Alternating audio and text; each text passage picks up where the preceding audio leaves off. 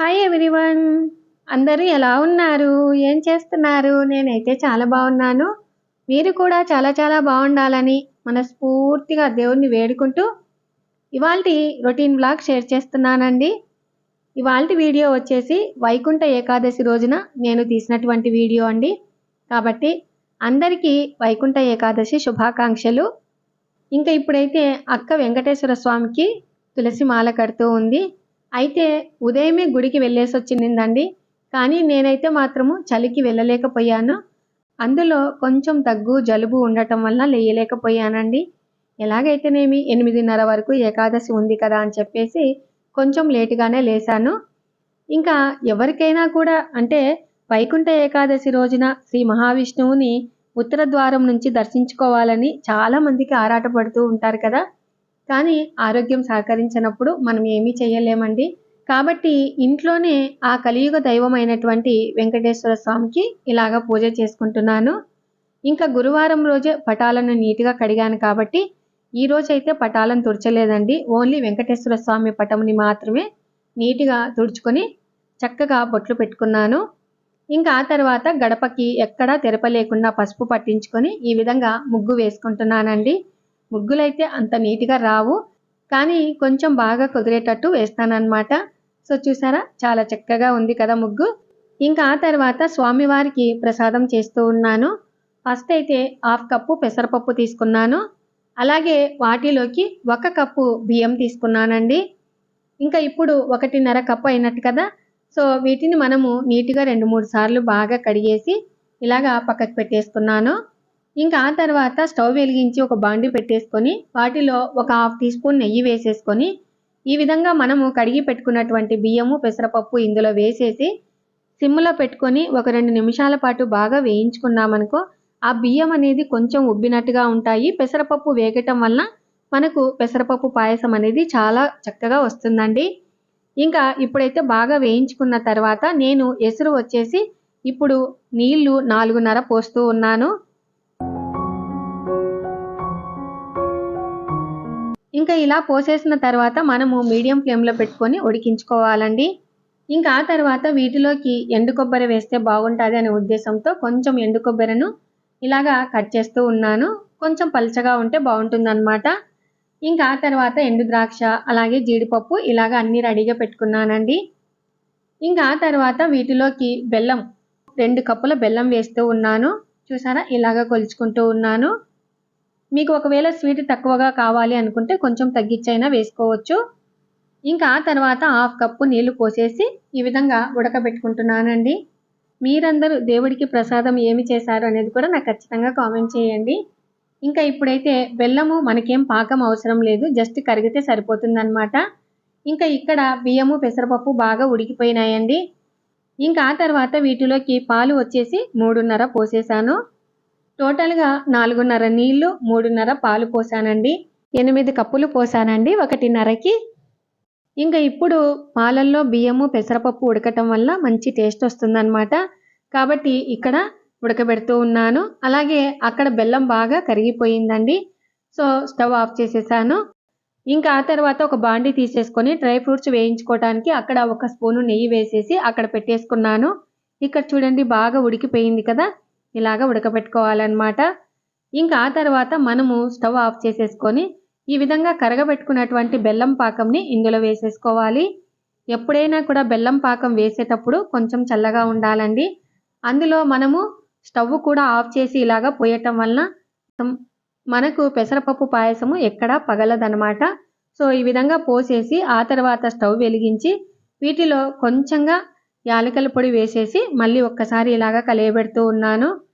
ఇంకా ఆ తర్వాత ఇక్కడ రెడీ అయింది కదండి. కాబట్టి అక్కడ ఏం చేశానంటే జీడిపప్పు అలాగే ఎండు కొబ్బర వాటితో పాటుగా ద్రాక్ష ఇలాగా వేయించుకుంటూ ఉన్నాను. ఇవి మనకు కొంచెం దోరగా వేగితే సరిపోతుందండి. కానీ నేను కొంచెం ఎక్కువసేపు వేయించానన్నమాట. సో ఇప్పుడైతే రెడీ అయినటువంటి పెసరపప్పు పాయసంలో ఇలాగ వేసేసాను. చూడండి ఎంత బాగుంది కదా. అవి కొంచెం మాడకుండా ఉండింటే సరిపోయింది కానీ పాయసం అయితే సూపర్గా వచ్చిందండి. అసలు తింటూ ఉంటే మనకి ఎలా ఉంటుందంటే పాలకోవ తిన్నట్టుగా ఉంటుందన్నమాట. ఇంకా ఇప్పుడు ఇలాగ బాగా కలియబెట్టేసి మూత పెట్టేసి పక్కకు పెట్టేశాను. ఇంకా ఆ తర్వాత దేవుడి దగ్గర చక్కగా పూలు అలంకరించుకొని ఆ తర్వాత ప్రసాదం పెట్టేసి ఈ విధంగా వినాయకునికి అష్టోత్తరం చేసుకుంటున్నానండి. మన దగ్గర అష్టోత్తర శతనామావళి బుక్ ఉందనుకో అంతమంది దేవతలకి మనం అష్టోత్తరం చేసుకోవచ్చు. సో ఫస్ట్ అయితే నిత్య దైవ ప్రార్థన అని ఫస్ట్ పేజీలో ఉంటుందండి. ఇలాగా మొత్తం అంతా చదువుకున్న తర్వాత ఆ తర్వాత వినాయకునికి అష్టోత్తరం చేసుకుంటాను. ఇంకా ఆ తర్వాత వెంకటేశ్వర స్వామికి అష్టోత్తరం చేసుకుంటున్నానండి. చూసారా? అక్క కట్టినటువంటి తులసి మాల ఎంత బాగుంది కదా! అందులో మా అక్క వాళ్ళు ఊరి నుంచి వస్తూ ఉన్నారంటే కంపల్సరీగా కనకాంబరం పూలైతే చాలా ఎక్కువగా పూస్తాయి. వాటిని కూడా మాలగా కట్టుకొని ఇలాగ తీసుకొనొస్తారు. ఇంకా వాటితో పాటుగా ఈసారి చామంతి పూలు గూడా తెచ్చారండి. సో, అక్క వాళ్ళ పిల్లలు ఈరోజు వచ్చారనమాట. అయితే పిల్లల్ని తీసుకొని వెళ్ళటానికని వచ్చినింది. అయితే పనిలో పనిగా అక్క కూడా మామూలుగా గుడిపాటి గడ్డలో పాత వెంకటేశ్వర స్వామి గుడి ఉండిందండి. సో, అక్కడ దర్శనం చేసుకొని వచ్చారనమాట. ఇంకా ఇక్కడ చక్కగా ఈ విధంగా అలంకరించుకొని, ప్రసాదం పెట్టేసుకొని, అష్టోత్తరం చేసేసుకొని, ఇలాగా హారతి ఇస్తూ ఉన్నాను. అందరూ చల్లగా ఉండాలి తండ్రి. అందరిలో మనముండాలి అనేది నా కోరికనమాట. ఫస్ట్ రైతు బాగుంటేనే మనము బాగుంటాము అనేది నా ఫస్ట్ కోరికండి. ఎవరైనా కూడా మనము బయట తులసమ్మ చెట్టుకు దీపారాధన చేసిన తర్వాత గడపకి కుంకుమ పెట్టేటప్పుడు అమ్మా, నాన్న వాళ్ళు బాగుండాలి. అలాగే మనల్ని పెంచిన వాళ్ళైతేనేమి, మనల్ని ప్రేమించే వాళ్ళైతేనేమి, అలాగే మన తోటి స్నేహితులైతేనేమి, అలాగే మన సబ్స్క్రైబర్స్ అయితేనేమి, వ్యూవర్స్ అయితేనేమి అందరూ చల్లగా ఉండాలి అని అయితే మొక్కుంటానండి. నాకు ఓని పెద్దగా ఏవి రావన్నమాట. ఏవి రాకపోయినా కూడా అష్టోత్తరం చేసుకోలేకపోయినా కూడా ఓం నమో భగవతే వాసుదేవాయ అని అనుకోవాలండి. లేకుంటే గోవింద నామాలన్నా అనుకోవాలి. సో, ఈ వైకుంఠ ఏకాదశి రోజు ఈ విధంగా పూజ చేసుకొని ఇలాగా అలంకరించుకున్నాను. నేను ఏ విధంగా అలంకరించుకున్నాను అనేది కూడా ఖచ్చితంగా కామెంట్ చేయండి. ఆ తర్వాత ఈరోజు టిఫిన్ వచ్చేసి రాగి పిండితో పుల్కాలు, చక్కటి వెరైటీ టమాటా కర్రీ తయారు చేసుకున్నామండి. నిజంగా ఈరోజు టిఫిన్ అదుర్సండి. అంత బాగుందన్నమాట. ఫస్ట్ అయితే మనము టమాటా కర్రీ తయారు చేసుకోవటానికి ఇలాగా ఒక బాండీ తీసేసుకొని కొంచెం ఆయిల్ వేసేసి వాటిలో ఒక 2 స్పూన్ల శనగపప్పు, అలాగే 1 స్పూను మినపప్పు వేసేసి ఈ విధంగా 80% వరకు మనం వేయించుకోవాలండి. ఇంకా ఆ తర్వాత వీటిలో 1 స్పూను ధనియాలు, అలాగే ఒక 10 మెంతులు, వాటితో పాటుగా 1 స్పూను జీలకర్ర, అలాగే ఒక 5 ఎండుమిరపకాయలు వేసేసి ఈ విధంగా మంచి సువాసన వచ్చేంత వరకు వేయించుకోవాలండి. ఇంకా ఇప్పుడు ఇలాగా వేయించుకున్న తర్వాత నెక్స్ట్ ఒక ప్లేట్లోకి తీసేసుకొని అవి చల్లబడిన తర్వాత మనం మిక్సీ పట్టుకోవాలి. ఇంకా ఆ తర్వాత అదే బాండీలోనే ఒక 6 టమాటాలకొచ్చేసి ఒక 3 టేబుల్ స్పూన్ల ఆయిల్ వేసేసి ఈ విధంగా ఒక 6 టమాటాలను తీసుకొని ఇలాగా బొడ్డు మాత్రం తీసేసి ఇలాగా మొత్తం అన్నింటినీ చక్కగా కొంచెం కోసగా కట్ చేసుకుంటూ ఉన్నానండి. ఇంకా ఆ తర్వాత వీటిలోకి ఒక 3 పచ్చిమిర్చి ఈ విధంగా చీలికలు చేసేసి ఇలాగా కట్ చేసుకుంటున్నాను. ఇంకా ఆ తర్వాత ఒక చిన్న ఇంచు అల్లం ముక్క ఇలాగా సన్నగా కట్ చేసుకుంటున్నానండి. ఇంకా ఆ తర్వాత వీటిలో ఒక వంకాయ వేస్తే బాగుంటుందనే ఉద్దేశంతో ఒకటి పోలూరు వంకాయ తీసుకొని ఇలాగా కట్ చేసేసుకొని మనకేంటంటే వంకాయ తొందరగా నల్లబడుతుంది కదా! కాబట్టి ఇలాగా నీళ్ళల్లో వేసేసాను. వాటిలో కొంచెం ఉప్పు కూడా వేసానండి. ఇంకా ఆ తర్వాత అక్కడ ఆయిల్ బాగా వేడెక్కింది కదా! సో, వాటిలో పోపు గింజలు, అలాగే మనం కట్ చేసుకున్నటువంటి అల్లం ముక్కలు, పచ్చిమిర్చి ముక్కలు, అలాగే టమాటా ముక్కలు వేసేసాను. ఇంకా ఇప్పుడు ఇవి తొందరగా మగ్గాలి అంటే మనము కొంచెం ఉప్పు వేసుకోవాలి కదా! సో, నేనైతే కరివేపాకు వేసేసి వాటితో పాటుగా 1 స్పూను ఉప్పు వేసేసాను. ఇంకా ఇప్పుడు ఒక్కసారి అలాగా కలియబెట్టిన తర్వాత మూత మూసేసి మగ్గపెట్టుకోవాలండి. ఇంకా ఆ తర్వాత మనము వేయించుకున్నటువంటి దినుసులన్నింటినీ ఇలాగా నీట్‌గా మిక్సీ పట్టుకొనొచ్చాను. చూసారా? ఇలాగా పట్టుకోవాలన్నమాట. ఇంకా ఇక్కడ చూడండి టమాటా పండ్లు బాగా మగ్గిపోయినాయి కదా! ఆ తర్వాత మనం కట్ చేసుకున్నటువంటి వంకాయ ముక్కలు ఇందులోనే వేసేసి వాటితో పాటుగా ఒక 3 దబ్బల చింతపండు నీట్‌గా కడిగి ఇందులో వేసేసాను. ఇంకా ఇప్పుడు ఒక్కసారి ఇలాగా కలియబెట్టిన తర్వాత వీటిలో హాఫ్ టీ స్పూన్ పసుపు వేసేసుకొని ఇలాగా బాగా కలియబెట్టుకోవాలండి. మనకు వంకాయ ముక్కలు, టమాటా ముక్కలు బాగా మగ్గాలన్నమాట. ఇంకా ఇప్పుడు మూత పెట్టకుండా ఈ విధంగా మగ్గపెట్టుకోవాలండి. ఎందుకంటే టమాటా ముక్కలు మామూలుగా మనకు నీళ్ళు వస్తాయి కదా! సో, ఆ నీళ్ళంతా ఇంకిపోయిన తర్వాత ఇలాగ మనం ఒక పప్పు గుత్తిని తీసుకొని ఈ విధంగా బాగా ఎనపటం వల్ల ఈ పచ్చడి మనకు 2, 3 రోజులైనా కూడా చెక్కు చెదరదండి. అంత బాగుంటుందన్నమాట. ఇంకా ఇప్పుడు పప్పు గుత్తితో మొత్తం అంతా ఇలాగా మెత్తగా అనేసి ఆ తర్వాత మనం ఏం చేయాలి, మిక్సీ పట్టుకున్నటువంటి మిశ్రమం ఇందులోనే వేసేసి బాగా కలియబెట్టి ఈ మిశ్రమంని మనము నీళ్లు పొయ్యంతొలికి ఎత్తి పెట్టుకున్నామనుకో 2-3 రోజులైనా చెక్కు చెదరదు. అయితే నేను ఈరోజు రాగి పిండితో పుల్కాలు చేస్తున్నాను కాబట్టి వాటిలోకి గుజ్జు గుజ్జుగా ఉంటే బాగుంటుందనే ఉద్దేశంతో కాస్త నీళ్లు పోసేసి వాటిలో కొంచెం ఉప్పు తక్కువైంది అనే ఉద్దేశంతో కొంచెం ఉప్పు వేసేసి ఇలాగా బాగా కలియబెట్టి మూత పెట్టేసి ఆయిల్ పైకి వచ్చేంత వరకు మగ్గపెట్టుకోవాలండి. చూసారా, ఆయిల్ పైకి వచ్చింది చూడండి, ఎంత బాగుంది కదా కర్రీ. ఇంకా ఆ తర్వాత వీటిలో లాస్ట్లో 1 స్పూన్ చక్కెర వేసామనుకో సూపర్గా ఉంటుందండి. టమాటా రసమైనా ఇలాగా టమాటా కర్రీ అయినా కొంచెం చక్కెర వేసామనుకో టేస్ట్ చాలా బాగుంటుందన్నమాట. ఇంకా ఆ తర్వాత కొంచెం కొత్తిమీర వేసేసి ఇలాగా బాగా కలియబెట్టుకోవాలి. వెరైటీగా టమాటా కర్రీ ఎంత బాగుంది కదా. సో ఎప్పుడూ చేసే విధంగా కాకుండా ఇలాగ ఒక్కసారి ట్రై చేసి చూడండి, చాలా అంటే చాలా రుచిగా ఉంటుంది. అలాగే అన్నంలోకి అయితేనేమి, జొన్న రొట్టెలలోకి అయితేనేమి, చపాతీలోకి అయితేనేమి సూపర్గా ఉంటుందన్నమాట. మెయిన్గా అన్నంలోకి అయితే మాత్రము నీళ్లు వేయకుండా నేను చెప్పినట్టుగా చేసేసుకొని వేడి వేడి అన్నంలో ఒక్క చుక్క నెయ్యి వేసుకొని తినండి, అదుర్సండి, అంత బాగుంటుందన్నమాట. ఇంకా ఆ తర్వాత రాగివి పుల్కాలని చెప్పాను కదండి, కాబట్టి నేను 2 కప్పుల రాగి పిండిని తీసుకున్నాను. ఇంకా ఈ రాగి పిండి వచ్చేసి మామూలుగా గిర్ని పట్టించుకున్నానండి. నీట్గా కడిగి ఎండబెట్టుకొని గిర్ని పట్టించుకున్నాను. పూర్తి మెత్తగా లేకుండా, పూర్తి బరకగా లేకుండా నేను చూపించిన విధంగా ఇలాగా గిర్ని పట్టించుకున్నాను. చూసారా, ఇలాగా ఉంది. ఇంకా ఆ తర్వాత వీటికి కొలత వచ్చేసి 1కి 1.25 కొలత అండి. కాబట్టి నేను 2 కప్పుల రాగి పిండిని తీసుకున్నాను కాబట్టి 2.5 నీళ్లు పోసేసాను. ఇంకా ఆ తర్వాత వీటిలో రుచికి తగ్గట్టుగా కొంచెం ఉప్పు అలాగే కొంచెం నెయ్యి వేసేసి ఇలాగా బాగా మరుగుతూ ఉన్నప్పుడు మనము స్టవ్ని సిమ్లో పెట్టేసుకొని ఇలాగా పిండి పోస్తూ కలుపుకోవాలండి. హై ఫ్లేమ్లో పెట్టామనుకో తొందరగా మాడిపోతుంది అనమాట. అలా కాకుండా సిమ్లో పెట్టుకొని ఇలాగ పోసేసి ఈ విధంగా కలుపుకోవాలి. చూడండి, ఇలాగా బాగా కలిపిన తర్వాత మనము స్టవ్ ఆఫ్ చేసేసి ఈ విధంగా మూత పెట్టేసి 1 నిమిషం పాటు పక్కకు అలాగా పెట్టేసేయండి. అప్పుడు పిండి బాగా మగ్గిపోతుంది, ఎక్కడ పచ్చివాసన అనేది రాదనమాట. చూడండి ఎంత బాగా మగ్గిపోయింది కదా. ఇంకా ఇప్పుడు ఈ పిండిని మనం ఒక ప్లేట్లోకి తీసేసుకొని బాగా పిసుక్కోవాలన్నమాట. మనకు రాగితో చేసినటువంటి పుల్కా కూడా ఎక్కడ చీలికలు అనేది రాకుండా మనం చేసుకోవాలండి. కాబట్టి ఇప్పుడు పిండినంతా ఒక ప్లేట్లో తీసేసుకొని కొంచెం వేడిగా ఉంటుంది కదా, కాబట్టి కాస్త చేతికి నెయ్యి తీసేసుకొని ఇలాగ బాగా కలుపుకోవాలి. ఎక్కడ మనకు చీలిక అనేది రాకూడదండి, అట్లాగా కలుపుకోవాలన్నమాట. చూడండి నేను కలుపుతూ ఉన్నాను. అక్కడ పిండి కూడా బాగా గమనించారా, ఎంత మనకు రబ్బర్ లాగా సాగినట్టు అనిపిస్తుంది కదా, అంత స్మూత్గా రెడీ చేసుకోవాలన్నమాట. అప్పుడే మనకు రాగి పుల్కాలు అనేది చక్కగా పొంగుతాయి. ఇంకా ఆ తర్వాత పిరికిడంత పిండిని తీసేసుకొని మనం ఈ విధంగా ఉండలుగా ఇలాగా చేసేసుకోవాలి. బాగా రౌండ్గా అన్నామనుకో ఎక్కడైనా కూడా చీలికలు అనేది రావు. చూసారా, ఇలాగా రౌండ్గా చేసేసుకోవాలి. ఇంకా ఇదే విధంగానే మొత్తం అన్నింటినీ ఇలాగా చేసుకున్న తర్వాత మనము ఒక క్లాత్ని బాగా గట్టిగా పిండి ఇలాగా అనేసుకుంటే అవి ఆరకుండా ఉంటాయి అన్నమాట.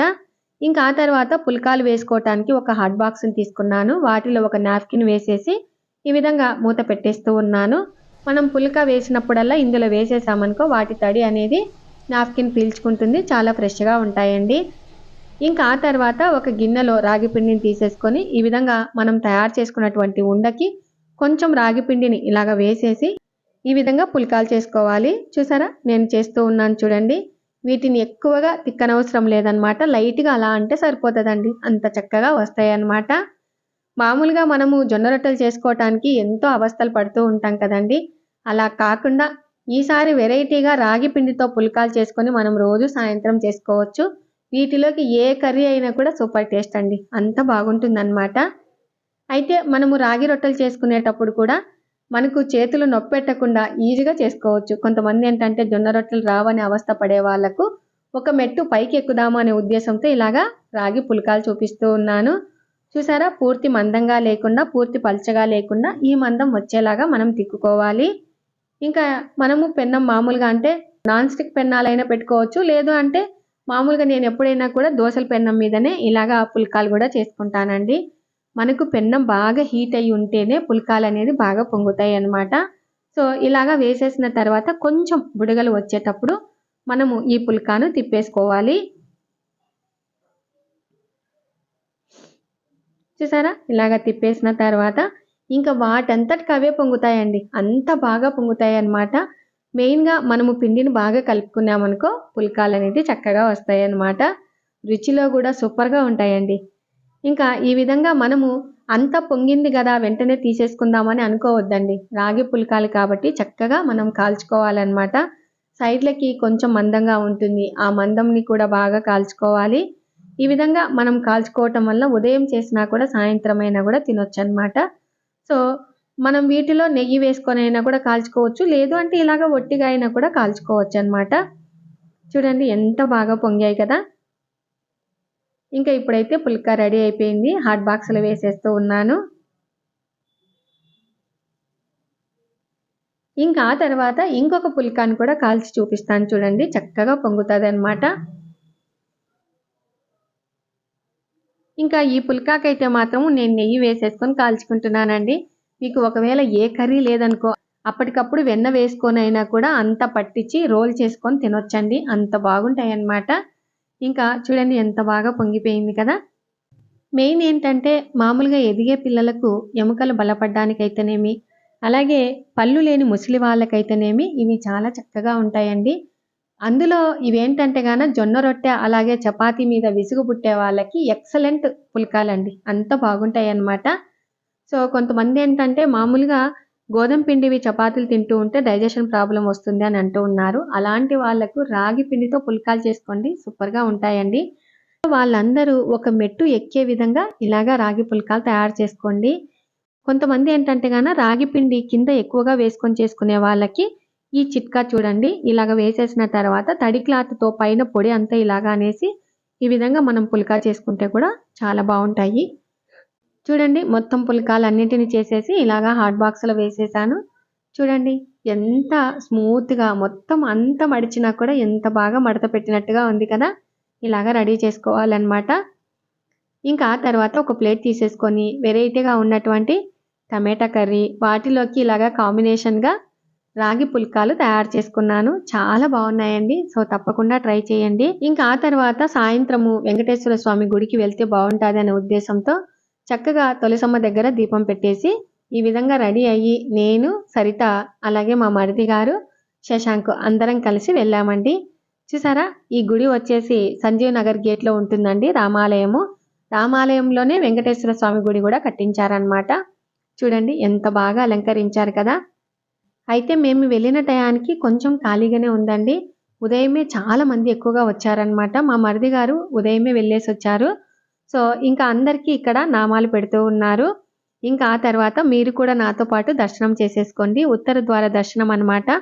మార్గశిర మాసంలో పౌర్ణమికి ముందు వచ్చే ఏకాదశినే ఉత్తర ద్వార దర్శన ఏకాదశి అని, ముక్కోటి ఏకాదశి అని, వైకుంఠ ఏకాదశి అని పిలుస్తారనమాట.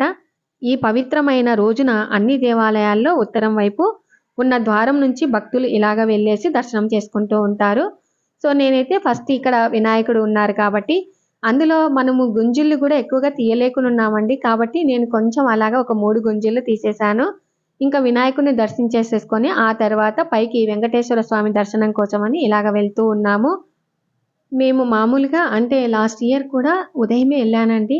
అందులో వైకుంఠ ఏకాదశి రోజున శ్రీ మహావిష్ణువుని ఉత్తర ద్వారం నుంచి దర్శించుకోవాలని మనకు చాలా ఆరాటంగా ఉంటుంది. అందులో ఆ గుడికి వెళ్ళాము అంటే ఆ నామస్మరణ వింటే చాలండి. అంత మనసుకి తృప్తిగా ఉంటుంది కదా! సో, మనసనేది ఒక పులకరించినట్టుగా ఉంటుంది. ఇంకా ఇక్కడ మాత్రము ప్రతి సంవత్సరము డెకరేషన్ అయితే వెరైటీగా చేస్తారండి. చూడండి ఎంత బాగా చేశారో! అలాగే పైన కూడా కృష్ణుడిని కూడా ఇలాగా అలంకరించి ఈ విధంగా పెట్టేశారు. నా వెంబడి మా ఫ్రెండ్ కొడుకు శశాంక్ వచ్చాడు కదా! "రేయ్! ఇక్కడి నుంచే చూడరా స్వామివారిని దర్శనం చేసుకో" అని చెప్తూ ఉన్నాను. మనం ఎప్పుడైనా కూడా గుడిలోకి వెళ్ళిన తర్వాత ఏ పక్క ధ్యాసలు పెట్టుకోకుండా ఇలాగ చక్కగా గోవిందా, గోవిందా అనుకుంటూ ఆ వెంకటేశ్వర స్వామిని చూసుకుంటూ ముందుకు వెళ్ళాలండి. సో, అంత బాగా చక్కగా అలంకరించారనమాట. అందులో వైకుంఠం తలుపులు తెరుచుకునే ఈ పర్వదినాన శ్రీహరి ముక్కోటి దేవతలతో భూలోకానికి వచ్చి భక్తులకు దర్శనమిస్తాడండి. కాబట్టి ఈ విధంగా మనం దర్శనం చేసుకోవటం వల్ల మనకు మోక్షం అనేది పొందుతుందండి. ఇంకా ఇప్పుడు మా వదిన గారి పాట వినుకుంటూ మొత్తం గుడినంతా చూసేద్దాము. అలాగే వీటి లిరిక్స్ కావాలి అనుకుంటే నేను డిస్క్రిప్షన్‌లో లింక్ ఇస్తాను. ఒక్కసారి చెకౌట్ చేయండి.